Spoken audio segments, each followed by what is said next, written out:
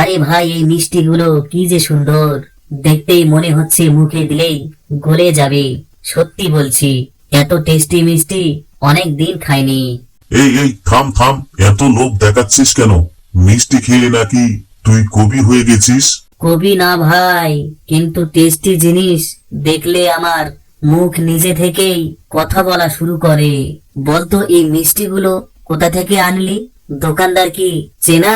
শুনি রাখ, এই মিষ্টিগুলো আমি এনেছি পতিরাম থেকে। সাধারণ মিষ্টি না রে ভাই, এটা হচ্ছে পতিরাম স্পেশাল। ওহো, তাই নাকি? তাই এত স্বাদে, বুঝছি।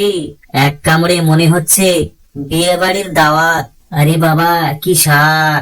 এই মিষ্টি খেলে ডায়েট নিজে থেকেই ভেঙে যায় রে ভাই বল্টু। ডায়েট তো সকালেই ভেঙে যায় চা বিস্কুটে।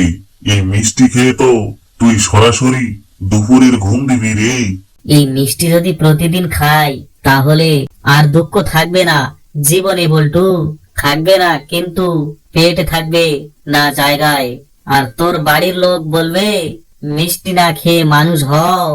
যাই হোক বন্ধুরা, বল্টু ভাই পতিরাম থেকে যে মিষ্টি এনেছে, স্বাদে একদম নাম্বার ওয়ান। আর হ্যাঁ, ভিডিও দেখে যদি জিভে জল এসে যায়, দোষ কিন্তু আমাদের না, দুজন একসাথেই। ভিডিও ভালো লাগলে লাইক দাও, কমেন্ট করো, আর বলো তুমি মিষ্টি লাভার কিনা। হি হি হি হি হি।